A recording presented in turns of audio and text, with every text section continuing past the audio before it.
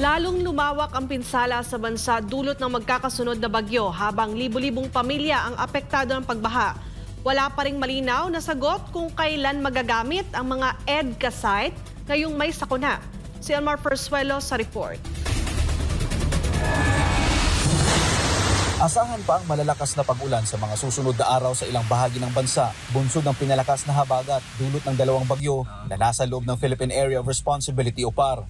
Sa isang pulong balitaan araw ng Miyerkules, sinabi ni Philippine Atmospheric, Geophysical and Astronomical Services Administration o PAGASA Administrator Nathaniel Servando na patuloy ang kanilang monitoring sa dalawang bagyo. Weather disturbances na nakaapekto sa atin sa ngayon, DOST PAGASA has been monitoring Dante at ito ay naging isang tropical storm.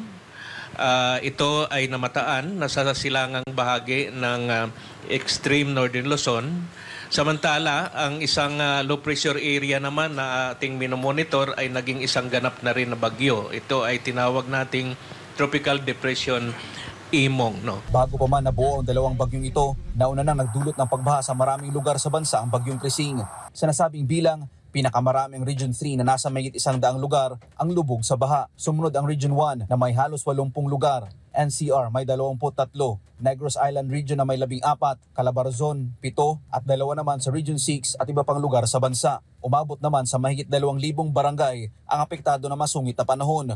Sa nasabing bilang, nasa mahigit 400,000 pamilya ang apektado o katumbas ng nasa mahigit 1 milyong individual. Pinakamaraming apektado ay sa Region 3 na nasa mahigit 600,000 individual. Sumunod ang Negros Island Region na may mahigit 100,000 na individual ang apektado ng bagyo. Sumunod dito ang Region 1 at Region 6. Kaugnay nito, nasa mahigit 77,000 ang pansamantalang sumisilong sa mga evacuation centers na nilatag ng pamahalaan. Kasunod dito, naitala ng NDRRMC ang nasa 7 nasawi, 7 ang sugatan habang 8 ang nawawala. Sa nasabing bilang, 2 pa lang ang kumpirmadong nasawi, 1 ang sugatan at 2 ang nawawala. Nasa mahigit 700 na rin na mga syudad at munisipalidad ang nagdeklara ng walang pasok at pinakamarami sa Calabarzon.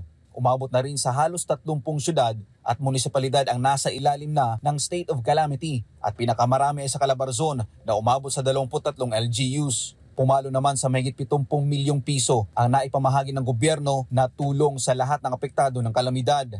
Ayon naman sa Office of Civil Defense o OCD, asahan na mas marami pa ang insidente ng pagguho ng lupa dahil sa patuloy na ulan na nararanasan. Dahil nga tuloy-tuloy ang pag-ulan, mataas pa rin ang possibility na magkaroon ng landslide doon sa mga areas na identified as under high risk.